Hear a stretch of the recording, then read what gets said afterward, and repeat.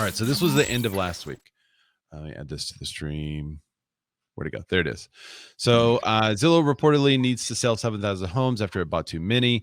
This report is on The Verge.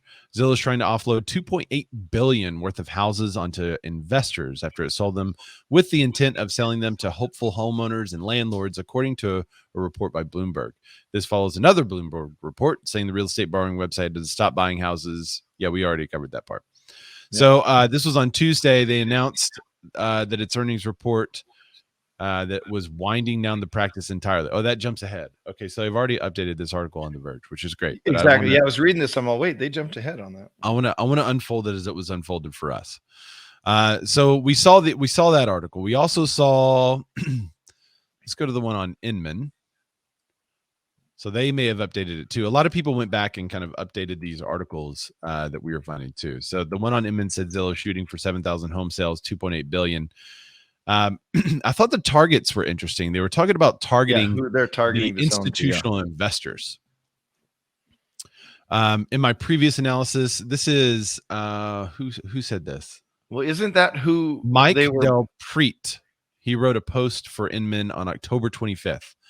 He says, in my previous analysis, I suggested that iBuyers can get into trouble if they overpay for too many houses in a cooling market.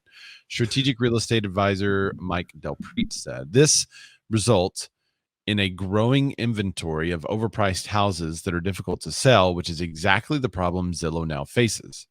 Now, I don't recognize that so much in our market, right? So let's pretend you don't know what happened, that Zillow pulled out completely of the iBuying homes. Whenever they were selling the 7,000 properties, I felt like they were just holding too much inventory and felt the need to offload it. I didn't like, because they were so stubborn about losing money in the practice entirely, I didn't feel like this was like a last straw.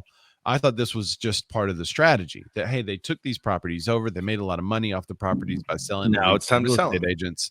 Now it's time to get rid of them. How fast can they dump them? And then let's all, rinse and repeat, do it again. While they have one part of their company, it looks like they're losing money. The other part of their company is doing better than ever as they're making more referrals off of real estate agents from the properties they're listing. Right. But apparently that they were paying attention to the bottom line, to the chagrin of that analyst at the beginning of the year said they weren't paying much attention to how much profit they were making off of these at the moment. Yeah. They are now. Zillow's Phoenix inventory is currently priced at a median of $29,000 less than the buy price. This is a direct result of price reductions on 182 listings of an average of 41,000. Phoenix in the only market in which Zillow was listing homes at a price reduction.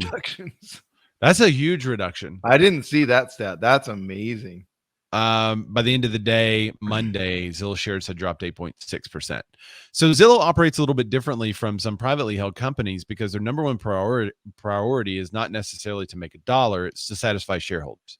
If you satisfy shareholders, more people put more money into the company looks more profitable because it's gaining. Their market shares continue to gain, so they make money that way. That's kind of what I've been thinking, is that yes, stocks are going down at the moment, but if they make these changes and spin it into a positive, then more people buy stocks and the shareholders are happy again. Right. And it seems like, to us, there were a lot of iBuying companies that weren't making money. They're not the only one. We were talking about several of them at the beginning of the year. Redfin, I think, wasn't even positive $1 until it was a year and a half into it. Wasn't that right? Right. Yeah. All right, so let's go to the next article that was released. And this one was on Inman. It says, what to watch for in Zillow's Q3 2021 earnings. It kind of recants what happened at the beginning of the year. Now, after the announcement of home buying hiatus and potential loss on 66% of its housing stock, the company may be blaming it for less than stellar year projections during its Tuesday evening earnings call. I didn't realize that call was last night. The earnings call was last night. Yeah, they were waiting until the second. Yeah, yesterday. So they pulled the we're not iBuying and then had the call. That's interesting. Zillow offers continues to accelerate as we offer more customers fast, fair, and flexible, convenient way to move, he said in August. The program is providing attractive. That doesn't make sense. it's proving attractive. Sorry. The program is proving attractive to sellers, even in the sizzling hot sellers market. Consumers are starting to understand and take advantage of the reality that we now offer so much more. That was in August. That's 2 months ago. Now Zillow offers has become more of a thorn in the crown of the company. So the other interesting part, which I didn't really realize in this article, it talks about how Zillow launched. It says from SNL skit heaven to TikTok hell. Yeah, that's funny that and I didn't really realize. I remembered the upside. I mean, I'm sure you guys remember the SNL skit that it was like a, like a sleazy type dating service, right? In which these grown adults, were like swiping and looking at houses to spice up your life. The corners and being secretive about it. Yeah. Right. And so I remembered that, and it went viral, and it had millions and millions of viewers. But then Rich Barton even joined in the fun and said, wait, have we been marketing Zillow wrong all these years? However, 7 months later, social media sentiments about the portal switched from a cheerful to downright troublesome. In September, Las Vegas real estate agent Sean Gotcher, Gotcher, posted on TikTok claiming Zillow was artificially raising comps in neighborhoods for their own gain. He said, quote, what that just did was create a new comp, Gotcher said in the video. So when they go to sell these other 30 homes, that extra $40,000 that you could say this one just sold for $340,000 made them 1.2 million, did you see that TikTok as it was going around? I didn't see that. I don't have that silly app, but you got the silly app, man. No, so I have the name on there. I have Dan Revolution as my name, but I'm not. Oh yeah, you were doing like dance stuff, like actual dance stuff. No, we did one. That was it. So I saw that TikTok go around, and I saw other people using the audio from that TikTok and kind of reenacting the whole thing. So I saw that, but I didn't realize how many views he had and what a stigma it started to become for Zillow. And in this article on Inman, they said, although the real estate experts attempted to dispel Gotcher's claims, the video continued to circulate circulate on social media with those who just laugh about the SNL skit and then chide the company for contributing to the worsening of affordability. Quote, got to stop using Zillow now. They're both collecting all of our data and running up the housing market. History expert and YouTube creator Joulzy, Joulzy. Yeah, which I found her on Twitter and found the actual tweet. I'd never heard of her. No offense, Joulzy, but the tweet has been shared over 40,000 times. She has a good chunk of followers, but being shared 40,000 times is pretty rad. That's viral. Yeah. There you go. So they really stepped in, I guess. But it's kind of funny because there was nothing ever came out that said it was proven to be true, and nothing came out that said it was proven to be false either. Okay. Now can I there's two things that I want to say. So when if you go into escrow and you're helping someone purchase, right? Let's say they offer $300,000 on a house and they have 20% down. And then they have reserves. So let's say there's an appraisal issue of $10,000 that appraises at $290,000. They cover the difference, right? So now the house still looks like it closes at $300,000, even though it only appraised for $290,000, right? Yeah. So that's a comp of $300,000, even though the house is only worth per that appraisal as $290,000. Right. And I am playing devil's advocate a little bit here, but what's any different about that than buyers covering an appraisal gap, which a lot of buyers are doing right now? Well, it's one instead of many. Okay. That's the difference, is that one buyer doesn't control the market. It's the buyers that control the market. Which obviously they're bigger and they bought a lot of properties. Right. And where Zillow was kind of getting in trouble is the unproven thought that people had that Zillow was so big they could buy a whole neighborhood, then they buy one more expensive, then they can sell that whole neighborhood more expensive. And because they have all the data, knowing where everyone's looking, they could target specifically the hottest market, the hottest neighborhood, the hottest street And I'm not saying there's not something to it. I'm just playing devil's advocate to say, hey, buyers have been covering appraisal gap. They're actually writing appraisal gap coverage. It's tough to say into offers. Like, hey, we'll cover this much or whatever. So I'm just playing devil's advocate a little bit, but yeah, I'm not. It's also very tough to say that there was some nefarious plot. Like, here's what we're gonna do, because we kept going towards. They don't care if they overpay because they're going to make 50 grand on overpaying by 20 because of all the advertising and selling leads to agents, referrals and all that stuff. But I was convinced that was their play. That and because it didn't make sense to me, being a business owner, that someone would just try to lose money. So I was convinced that was they didn't really care about the bottom dollar there because they're making so much on the referrals, but maybe not. Hold on, where's that stat? I found it. So speaking of stats, Matt LaMarche is giving us some TikTok stats. He said on the talk, there's been 95,000 shares of that TikTok, 19 videos created with the sign, 19K, 512 likes. Videos. Wow. Yeah, not 19 videos, 19,000 videos, 512 likes.